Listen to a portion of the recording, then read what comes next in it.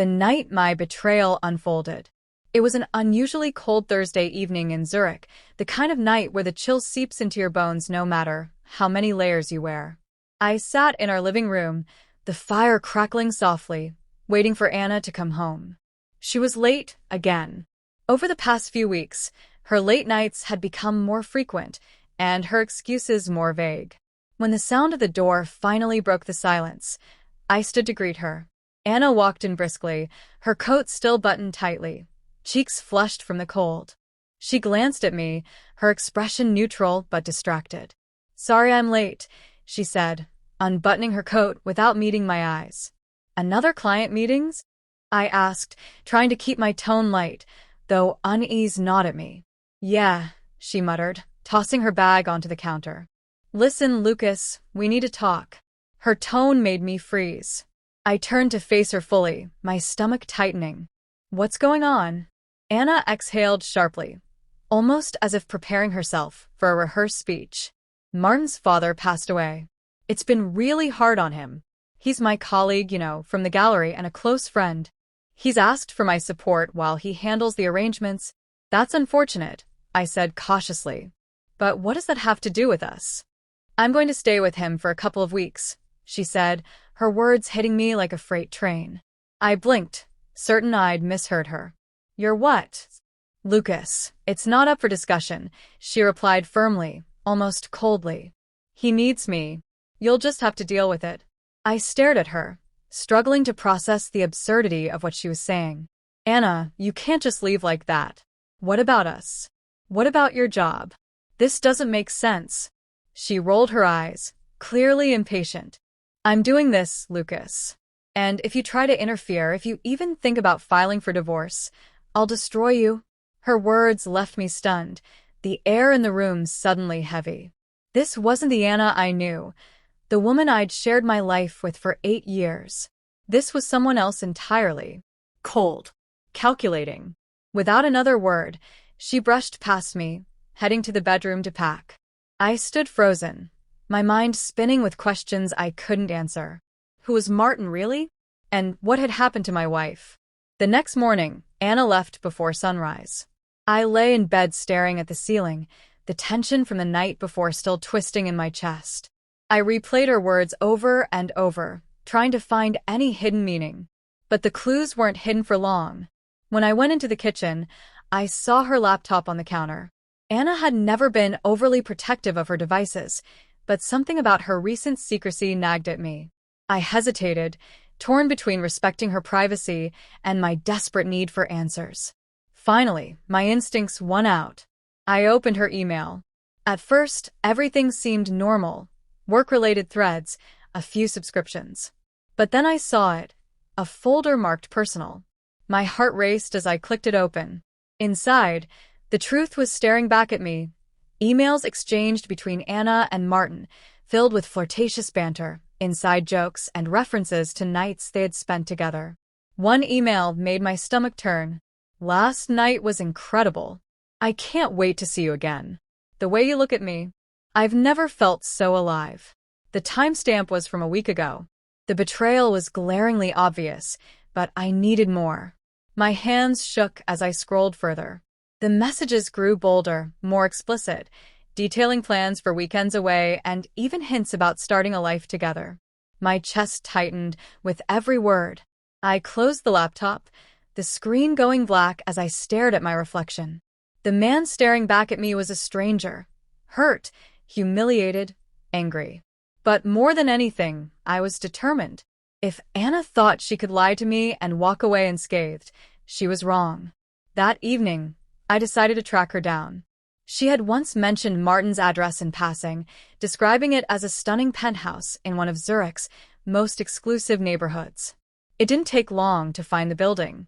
Sleek, modern, almost obnoxiously luxurious. I parked a block away, my hands gripping the steering wheel tightly. I wasn't sure what I expected to find, but I knew I couldn't sit idly by while my marriage crumbled. When I approached the building, I hesitated for a moment before pressing the intercom. A woman's voice answered, likely the concierge. I quickly lied, saying I was delivering something for Martin. She buzzed me in without question. The elevator ride to the top floor felt like an eternity. My palms were slick with sweat, and my heartbeat deafening in the silence. When the doors opened, I stepped into a private corridor. A single door stood at the end, slightly ajar, light spilling out into the hallway. I crept closer, my steps silent on the plush carpet. As I neared, I heard voices. Anna's unmistakable laugh. A deeper voice that must have been Martin's. My chest tightened as I peered through the crack in the door. There they were, sitting close on a sleek leather couch, wine glasses in hand. Martin leaned in, whispering something that made Anna laugh again. Her hand rested casually on his knee, an intimacy that made my stomach churn. Without thinking, I pushed the door open. The sound startled them both. Anna's face turned pale, her mouth opening and closing like a fish out of water. Martin stood quickly, his expression shifting from surprise to anger. "What the hell are you doing here?" he demanded, stepping toward me. "I could ask you the same thing," I shot back, my voice trembling with barely contained rage. "Anna, how could you?" She stood, placing herself between us, her hands raised as if to calm the situation. "Lucas, this isn't what it looks like."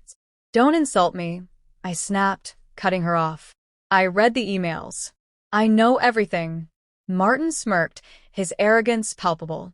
"Then you know she's with me now," he said, his tone dripping with condescension.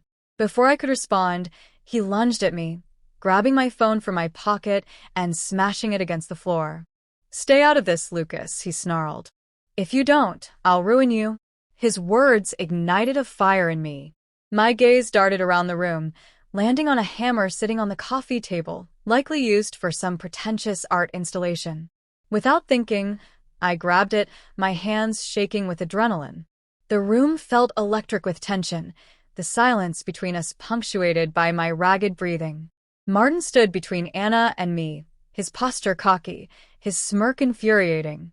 He didn't see me as a threat, and that only fueled my rage.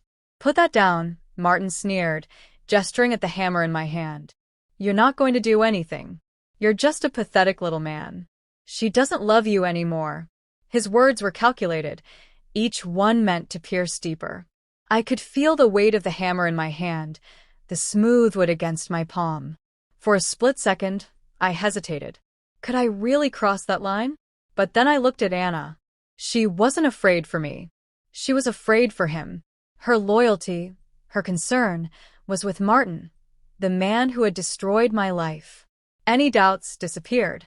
"You thought you could just take everything from me," I said, my voice low and cold. "My wife, my dignity, not without consequences." Martin lunged at me again, but this time, I didn't flinch. With a swift motion, I swung the hammer in a wide arc. The weight of it crashed into his forehead with a sickening thud, and he crumpled to the floor, like a marionette with its strings cut. Anna screamed, rushing to his side. Blood trickled down Martin's face, his groan filled the room as he tried to recover. But I stood over them, chest heaving, my grip tight around the hammer. "Now you'll know what it feels like to be powerless," I said, my voice steady, unaffected by the chaos. "This is just the beginning." Leaving Martin dazed and bleeding, I walked out of the apartment. My mind raced with what had to be done next. A primal part of me wanted to let that hammer strike be the end of it, but it wasn't enough. Martin and Anna had conspired to destroy me. Now it was my turn. Back home, I began my search.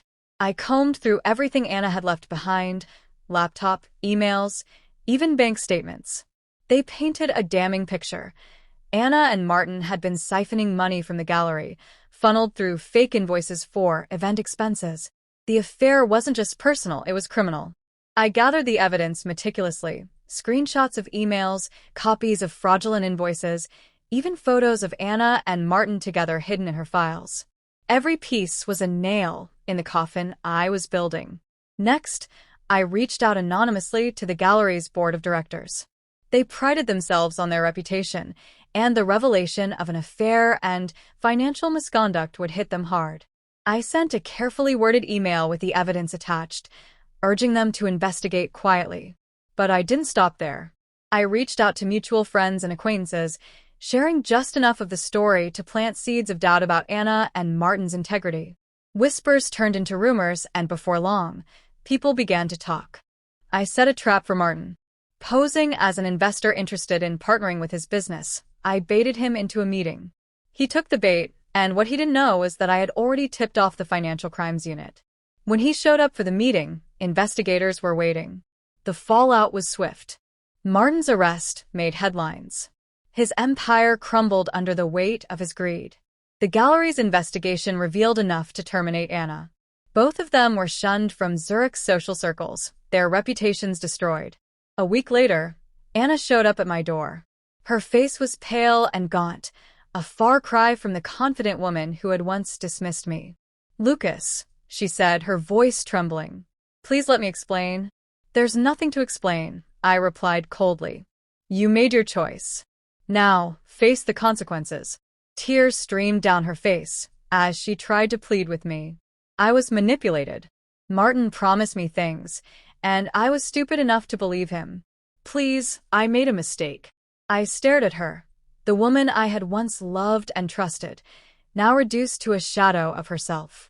For a fleeting moment, I felt a pang of pity. But then the betrayal, the lies, and the threats flooded back. "I don't hate you, Anna," I said finally, my voice unwavering. "But I'll never forgive you."